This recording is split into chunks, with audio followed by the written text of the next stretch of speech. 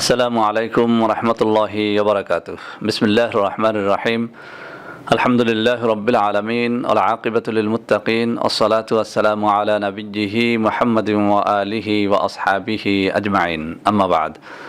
সম্মানিত দিনদার ভাই বোনেরা, আজকে আমার কিছু যুবক বন্ধুদের বিশেষ রিকোয়েস্টে এই ভিডিওটা তৈরি করতে হচ্ছে। বন্ধুরা, আমার চ্যানেলে যত ধরনের ভিডিও আছে তার মধ্যে নারী পুরুষের যৌন সমস্যাবলীর সমাধানমূলক যে ভিডিওগুলো রয়েছে সেগুলো সব থেকে বেশি ভিউ হয়েছে।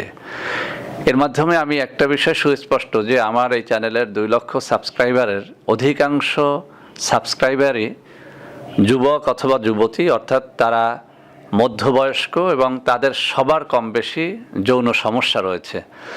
বন্ধুরা আমি একটা কথা বলি, মূলত আমাদের দেশে যৌন রোগীর সংখ্যা কিন্তু কম। বাস্তব অর্থেই যৌন রোগী নেই বললেই চলে, কিন্তু মানসিক রোগীর সংখ্যা হচ্ছে লাখ লাখ কোটি কোটি।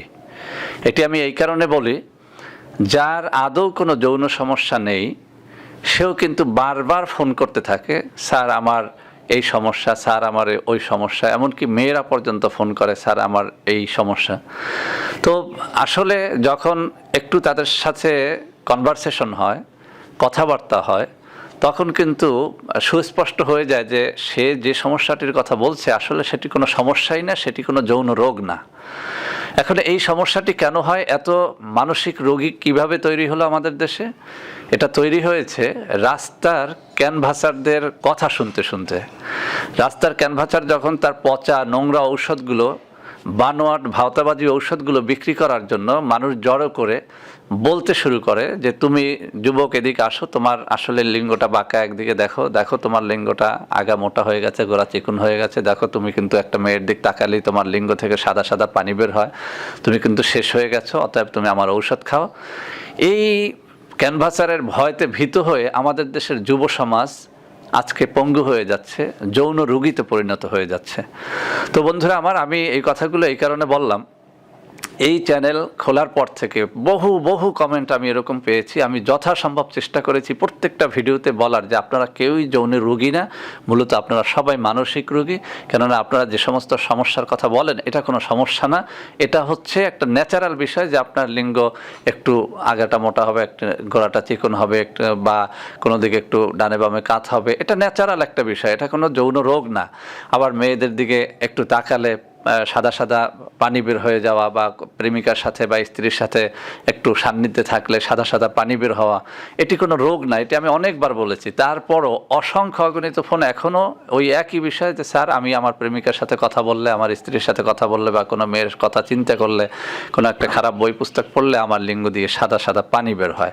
তো বন্ধুরা, মূলত আজকে এই বিষয়টি নিয়ে আমি কথা বলবো আপনাদের সাথে, যে অনেক মেয়েদেরও এরকম সাদা পানি বের হয় এবং অনেক ছেলেদের, বিশেষ করে ছেলেদের খুব বেশি হয়। এটা আমি বলবো যে 100% যুবক ছেলেদের মধ্যে 100% ছেলেদেরই কিন্তু মেয়েদের দিকে তাকালে, প্রেমিকার সাথে কথা বললে, বা কোনো অশ্লীল বই পুস্তক পড়লে, বা কোনো কল্পনায় কোনো উত্তেজক দৃশ্য কল্পনা করলে তাদের লিঙ্গ দিয়ে সাদা পানি বের হয়।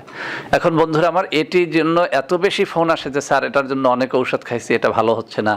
এখন আমি আপনাদের সামনে যারা এই বিষয়টি নিয়ে বারবার আমাকে বিরক্ত করেন তাদের জন্য আমি কিছু কথা বলছি, একটু মনোযোগের সাথে শুনতে হবে।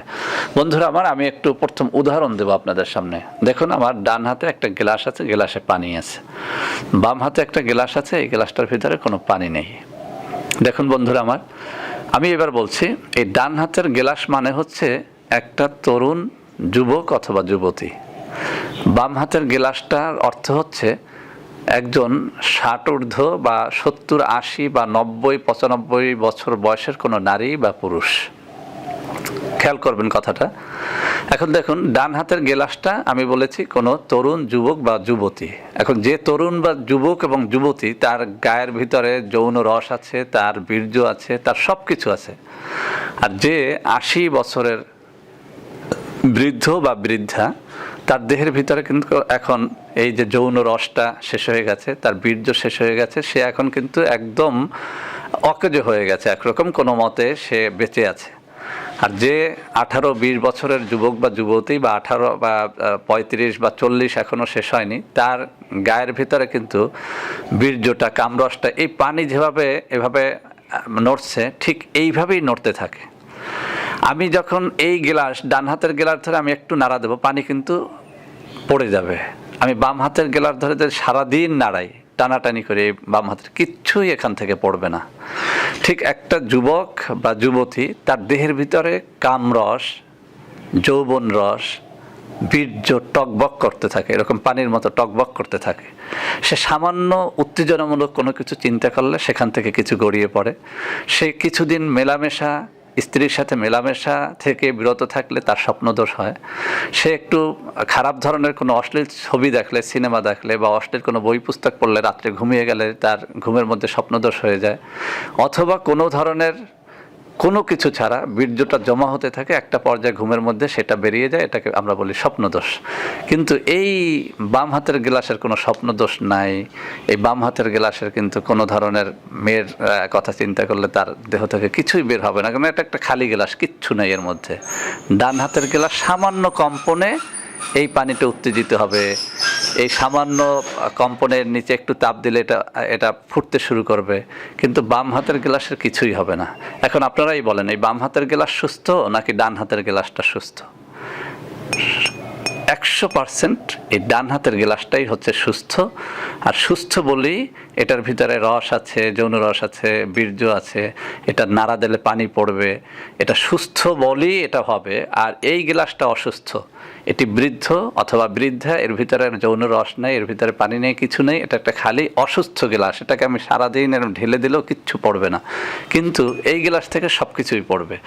এখন আমরা যেটা বলি, আমাদের ক্যানভাসাররা, এই মানে আমি বলবো কি, এই ভাওতাবাজ ভণ্ডরা আমাদের যুবক যুবতীদের বোঝায় যে দেখো, তুমি যে ঘুমালেই তোমার স্বপ্নদোষ হয়, অথবা তুমি কোনো মেয়ের কথা চিন্তা করলেই যে তোমার এই লিঙ্গ থেকে সাদা পানির মতো বের হয়ে আসে, তুমি একেবারে শেষ হয়ে গেছো, তুমি হস্তমৈথুন করে করে শেষ হয়ে গেছো, তোমার এখন ঔষধ খেতে হবে। আর বাস্তব কথা, খোদার কসম দিয়ে বলছি, এই যে মেয়েদের কথা চিন্তা করলে সাদা সাদা পানি বের হয়, এটি হচ্ছে অসুস্থতার কোনো লক্ষণ না, এটি হচ্ছে সুস্থতার লক্ষণ। আপনি যে সুস্থ আছেন সেটার লক্ষণ। আমি প্রায় সময় বলি যে ট্যাঙ্কির ভিতরে পানি আছে, সেই ট্যাঙ্কি থেকে পানি কখনো কখনো একটু চাপ হলে সেই ট্যাঙ্কি থেকে পানি গড়িয়ে পড়ে, কিন্তু যে ট্যাঙ্কি খালি, যার ভিতরে পানি নিয়ে সেই ট্যাঙ্কি সারাদিন নাড়াচাড়া করলে সেখান থেকে কিছুই পড়বে না। অতএব ট্যাঙ্কি ভালো থাকা মানে ট্যাঙ্কিতে পানি থাকা। এই গ্লাসে যেভাবে পানি আছে, এই গ্লাসে পানি নেই, এই গ্লাসে পানি আছে, এর অর্থ হচ্ছে এই গ্লাসটা সুস্থ আছে।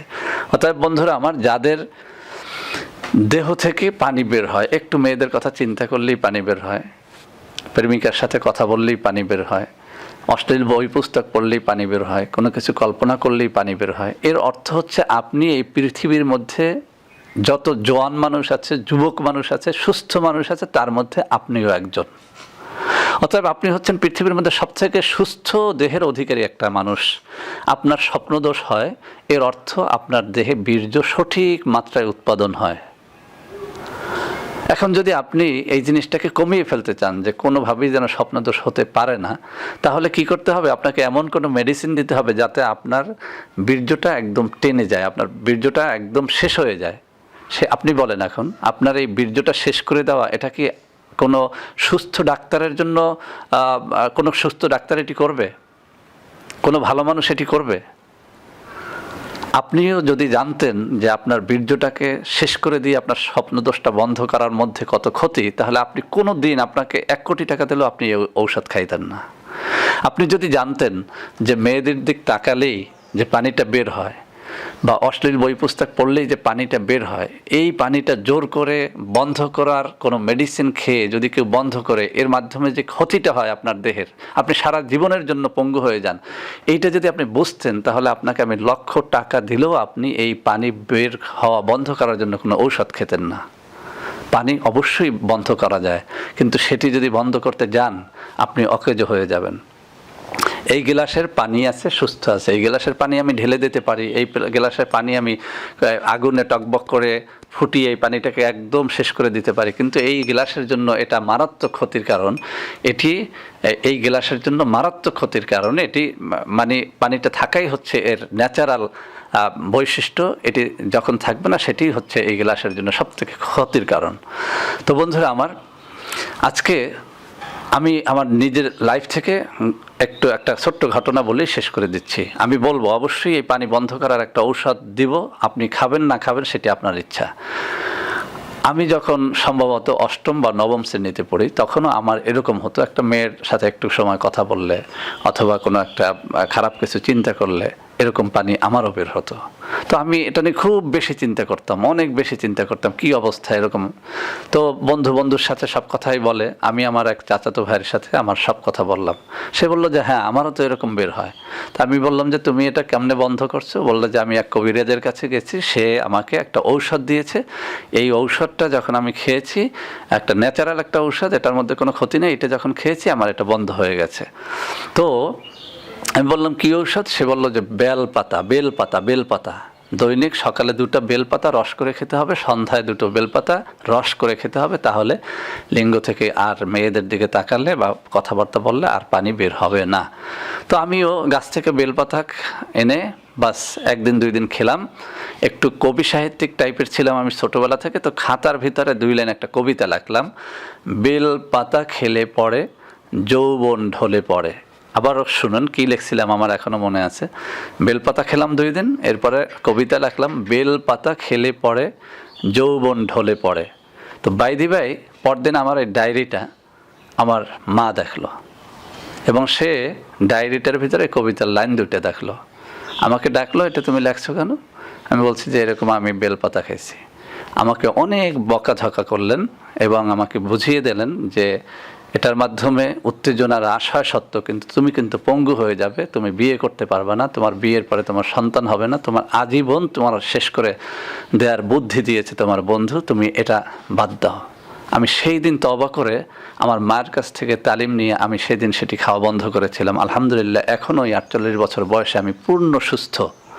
তো বন্ধুরা আমার, আমি বলছি যদি এরকম আপনার এটি বন্ধ করতে হয়, এরকম অনেক ভুয়া ঔষধ আছে, আর ন্যাচারাল ঔষধের মধ্যে বেলপাতা আপনি সকাল বিকাল 2টো করে রস করে খেতে পারেন। দেখেন 1 সপ্তাহ খেলে আপনার আর মেয়েদের দিকে তাকালে পানি বের হবে না, 1 মাস খেলে আপনি আর জীবনে বিয়েই করতে পারবেন না, আপনার লাইফটা শেষ। এখন আপনি ডিসিশন নিতে হবে যে আপনি বেলপাতা খেয়ে আপনার এই মেয়েদের দিকে তাকালে পানিটা বের করা বন্ধ করবেন, নাকি বেলপাতা না খেয়ে কোনো ভাওতাবাজ কবিরাজের ঔষধ না খেয়ে আপনি সুস্থ দেহের অধিকারী হয়ে বেঁচে থাকবেন। আপনি ভাওতাবাজ কবিরাজদের কাছ থেকে ঔষধ খেয়ে আপনার স্বপ্নদোষটা বন্ধ করবেন, নাকি আপনি ন্যাচারাল পদ্ধতিতে বেঁচে থাকবেন? কেননা বিয়ের পরে স্বপ্নদোষ এমনিতেই বন্ধ হয়ে যায়। বিয়ের আগে আমারও হতো, প্রতি সপ্তাহে 4 বার 5 বার 10 বার হতো, কিন্তু আলহামদুলিল্লাহ এখন হয় না। অতএব আমি সকলকে বলছি ন্যাচারাল পদ্ধতির দিকে আগান, ন্যাচারাল কিছু খান, বীর্যটাকে গাঢ় করার জন্য অনেক খাদ্য তালিকা দেওয়া আছে আমার এই চ্যানেলের মধ্যে, অনেক ভিডিওতে, সেগুলো খান। ন্যাচারাল খাবার খেয়ে আপনার দেহটাকে হৃষ্টপুষ্ট করুন, সমস্যাগুলো সারার চেষ্টা করেন। আর ওই যে পানি বের হয় একটু একটু, এটি আপনার সুস্থতার লক্ষণ। এটি মেয়েদেরও অনেক সময় উত্তেজনার কারণে বের হয়, অনেক মেয়েরাও ফোন করে যে স্যার এটি থেকে বাঁচার উপায় কি? কোনো বাঁচার উপায় দরকার নেই মাগো, এটি তোমার বয়সের কারণে হয়। তোমার বয়স যখন, তুমি যখন 80 বছরের বৃদ্ধা রমণীতে পরিণত হবে, তখন আর পানি বের হবে না। অতএব বন্ধুরা আমার, যেসব যুবক যুবতীরা এই বিষয়টি জানতে চেয়েছেন, আমি আমার ঈমান, আমার আল্লাহকে সাক্ষী রেখে বলছি, যা বাস্তব সেটাই বললাম। আপনারা এই জন্য কোনো ধরনের ঔষধ খাবেন না, ইনশাআল্লাহ বয়সের সাথে সাথে সব ঠিক হয়ে যাবে। এবং এখন আপনাদের এই জোয়ানি কালটা চলার কারণেই এই সমস্যাগুলো দেখা যায়। এটা আসলে কোনো সমস্যা না, এটি আপনার জোয়ানির লক্ষণ। আপনি যে যুবক, আপনি যে যুবতী, সেই লক্ষণ। আল্লাহ হাফেজ বন্ধুরা আমার। ভিডিওটি ভালো লাগলে অবশ্যই বন্ধু বান্ধবদের মধ্যে শেয়ার করবেন, লাইক করবেন, কমেন্ট করবেন, আমাদের চ্যানেলটিকে ভালোবেসে সাবস্ক্রাইব করবেন। আল্লাহ হাফেজ। আসসালামু আলাইকুম ওয়া রাহমাতুল্লাহি ওয়া বারাকাতুহু।